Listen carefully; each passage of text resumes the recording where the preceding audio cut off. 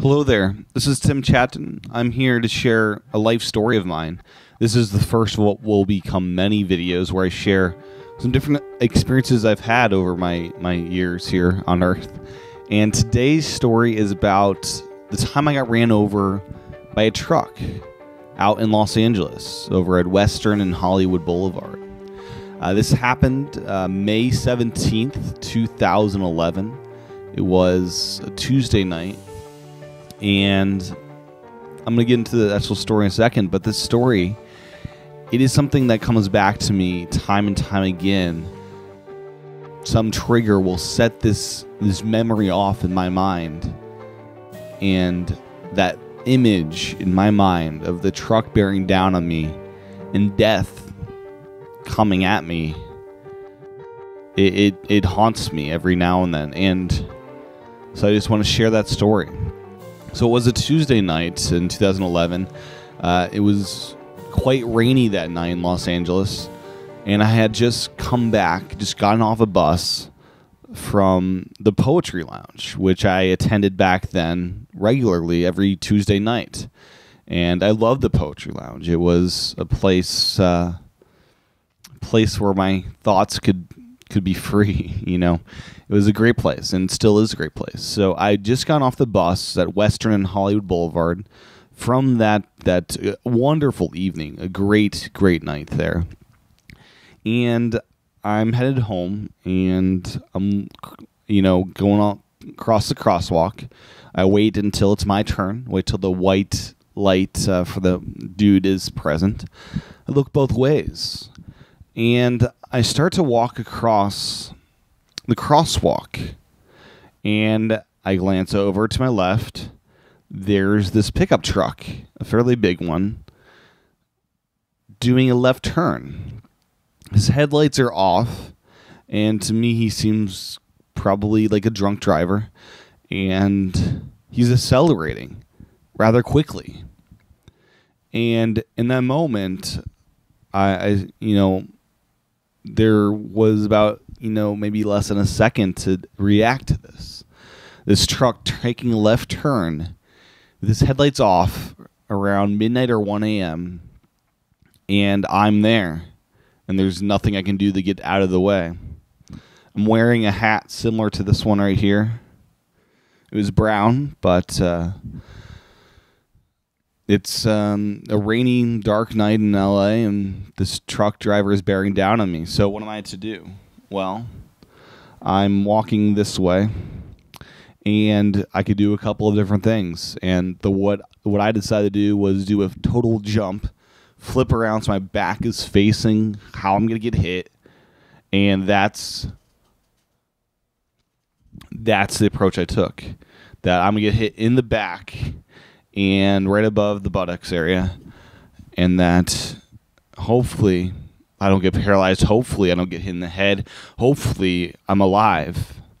So I get hit rather hard as he is accelerating through me, and I get flipped up.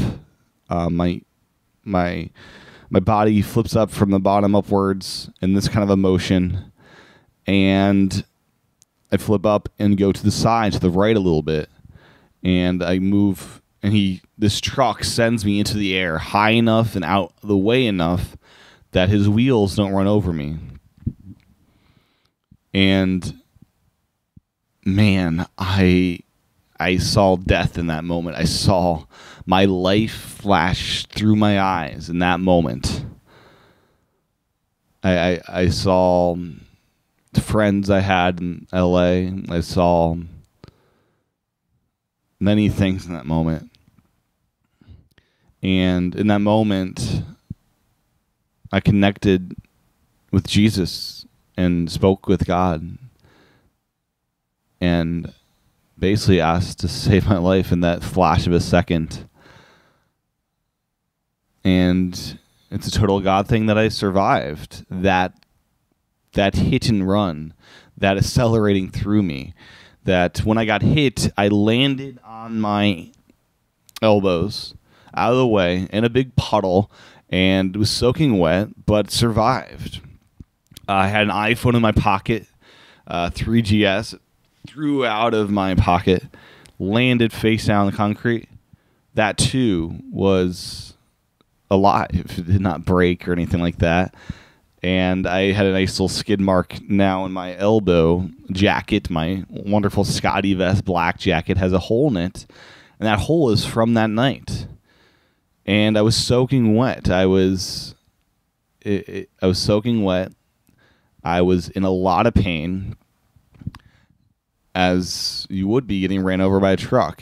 My hat flew off into the puddle as well, and I'll never forget that night. This idiotic drunk driver with his headlights off, accelerating through me, thinking that I was dead, right? That's why he kept on going. I'm assuming that he thought I was dead and didn't want anything to do with it. And several people were there watching this incident, and they were freaking out much more than I was. There was a cop across the way who didn't even see the thing. He was just sitting there probably having a donut. And then he saw a bunch of people yelling in my direction about the crazy thing that just happened, pointing in the direction of that car. And that cop went in that direction, but didn't know what he was looking for and came back empty-handed. And that truck driver, that truck got away, and never seen him ever again. So the aftermath of this, I got up and I was in a lot of pain. My lower back was in pain. My left leg was in a ton of pain. It felt like my left leg was,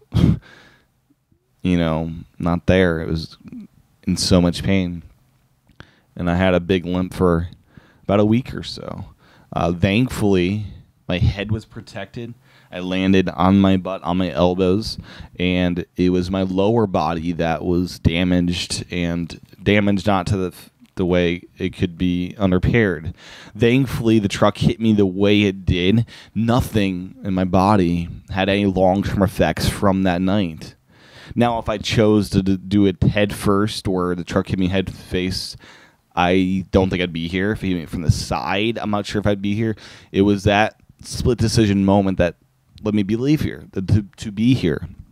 And I'm not sure if that position would have saved everybody, right? The height of me, the height of the truck, the circumstances of the speed led it to the fact that I did not get paralyzed, that I did not get plowed over in a different way. It's only a God thing that I am alive today. And it was a crazy, crazy night. A night that I will never forget. A night that goes in my memory. Every time there'll be a trigger that sets this memory off, and that sinking feeling in my heart that I'm about to get ran over. My life is about to end, And that is just a crazy, crazy night of my life.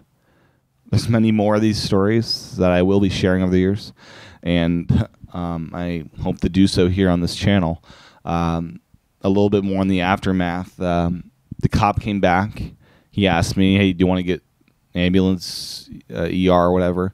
And I said no. I didn't have insurance at this time, and was not even if I was hurt to deal with it. So he dropped me off a little bit down the ways, and I lay there on this futon, drenched in pain and just totally shaken up over what had happened, and that the fact that I'm still alive. And the next day I go down to LAPD. I walk down there and tell the LAPD what has happened, and they just stare at me and say, you're still alive? How is that possible? If you got ran over, you're not in a wheelchair. How is that possible? And they provide no help at all. They practically didn't believe my story when I told it to them. And that's the story of me getting ran over by a truck crossing Western and Hollywood Boulevard. I hope you've enjoyed the story. It feels great to get this out there in the world, and I'm looking forward to sharing more life stories about different experiences I've had over the years, and hopefully lessons to be learned from this. I certainly look both ways, even more so than I did before. As I told you, I did look both ways that night, and I made sure the coast was clear, and this still happened. So I am more than extra careful these days when crossing the road, as drivers can be truly idiots or truly drunk. There is no telling what can be out there. So thanks for watching. Stay tuned for future stories like this. I'm Tim Chaten. I'll talk to everyone again real soon.